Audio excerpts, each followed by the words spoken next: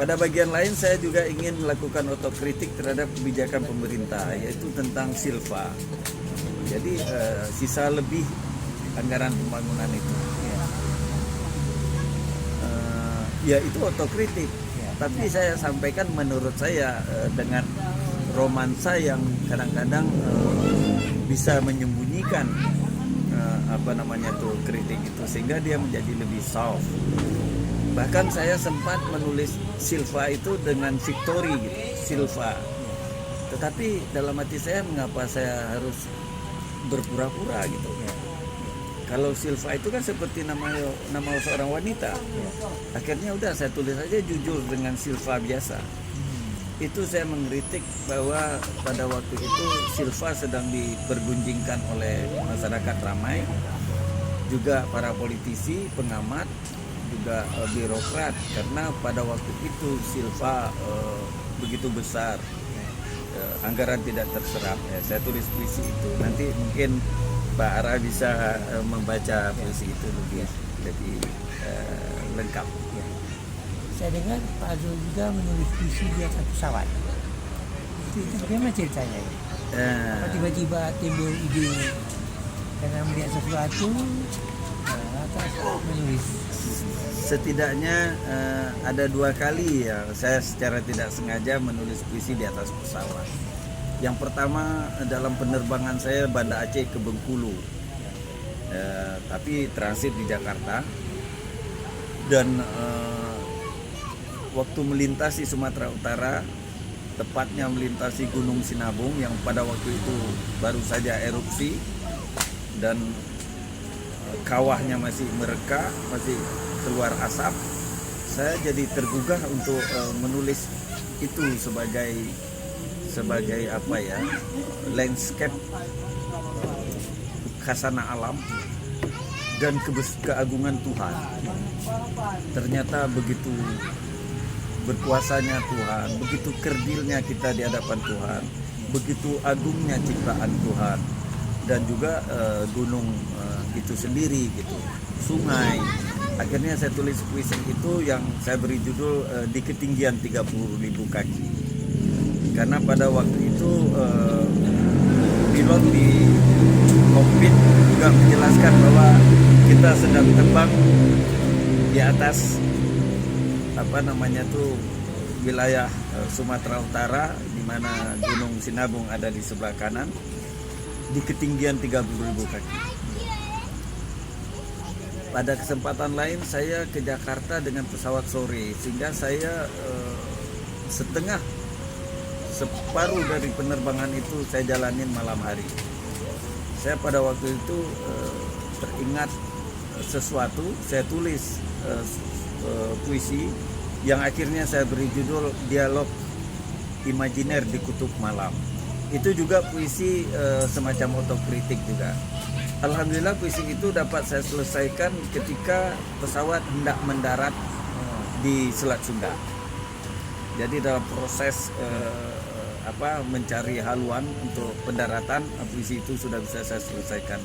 Walaupun sebelum saya sebelum saya tulis lengkapnya, saya sempurnakan dulu tata bahasanya. Saya kira gitu, Pak. Boleh diingat kira-kira berapa jumlah puisi yang sudah dilahirkan? Inilah mungkin kelemahan saya ya. Saya tidak pernah menghitung puisi. Bahkan sebagian besar puisi saya itu bisa saja hilang begitu saja karena rusaknya gadget yang saya miliki, HP atau catatan yang kurang terini. Makanya sebenarnya tidak baik bagi seorang penulis puisi begitu abai dengan tulisan-tulisannya. Tapi itulah saya. Bahkan sebaiknya penulis puisi ini menulis antologi puisinya, sehingga di sana terekamlah perjalanan kepenulisannya dengan catatan-catatan catatan waktu dan tempat. Tetapi sejauh ini saya belum melakukan itu. Karena kenapa? Itulah saya katakan sama Bapak. Saya ini merasa saya tidak pantas disebut sebagai penyair. Satu, yang kedua bagi saya menulis puisi itu adalah apa ya, hobi, kesenggangan yang saya nikmati prosesnya gitu. Jadi nanti perkara puisi itu nanti dianggap ada nilainya bagi orang lain, itu bagi saya suatu apa ya, suatu kebanggaan tersendiri gitu. Bahkan dari dulu saya juga kurang suka publikasi. Kalau seandainya tidak ada era media sosial seperti ini, mungkin puisi saya akan hanya tersimpan saja. Ada satu hari dulu Pak Hasbi Burman, sahabat saya sejak lama, yang penyair senior dulu, pernah minta saya izin kepada saya untuk memuat salah satu puisi saya yang berjudul Broadway di sebuah surat kabar. Ya saya bilang silakan aja kalau ada manfaatnya. Ya begitulah Pak, mungkin bagi saya mungkin ya my way lah. Itu cara saya ada. Jadi cara saya seperti itu. Karena menurut saya itu kalau kita ingin menonjolkan diri, biasanya orang lebih ekspresif ya, menunjukkan segala sesuatu tentang dirinya. Kalau bagi saya justru sedapatnya saya sembunyikan. Jadi bagi saya itu kadang-kadang ya kenikmatan tersendiri juga gitu. Saya bisa tidak terlalu berlebihan menunjukkan. Ya biarlah. Karena sebenarnya apa ya, kemuliaan itu sebenarnya tidak bisa dituntut sebenarnya. Dia datang dari kita sendiri. Kita create sesuatu, orang akan melihat ada sesuatu dalam diri kita. Jadi saya kira lebih bagus kita ya merendah untuk mendapatkan lebih daripada kita bergayut-gayut di ketinggian tapi justru kita tidak mendapatkan sesuatu di sana. Ini peserta menarik dari Pak Zul. Dengan bergabungnya Pak Zul dengan satu pena Aceh, mungkin karya-karya sudah mulai tersalur di sana, dan itu mungkin bagai penyelamatan dari hilang dan sebagainya. Tidak juga, sebenarnya begini Pak. Di grup itu saya kebetulan ketika grup itu dibentuk, adminnya waktu itu Dek Nong, Dek Kemalawati, langsung meng-add saya untuk bergabung. Jadi saya mungkin 5 di antara orang yang di awal dimasukkan ke grup itu untuk bergabung. Ya sebagai teman, sebagai sahabat, tentulah saya senang-senang saja.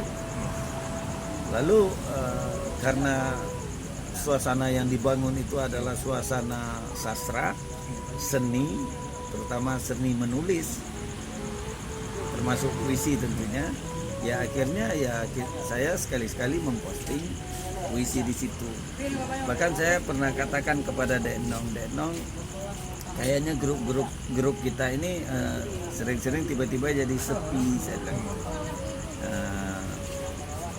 Kalau saya boleh ibaratkan, ini grup ini masih seperti mesin tua Dek Nong, harus dipancing dulu baru hidup. Makanya kadang-kadang saya kirim puisi pendek saya ke situ, nanti orang menanggapinya, nanti yang lain jadi nimbrung, ikut-ikutan jadi nulis puisi. Bahkan kalau tiba-tiba sepinya begitu masif, saya biasanya menggoda orang dengan menulis sesuatu gitu. Di antaranya, andaikan sepi itu janji, saya akan mengingkarinya. Artinya apa? Jangan biarkan kesepian ini menguasai grup kita ini. Jadi andaikan sepi ini janji, saya akan mengingkarinya.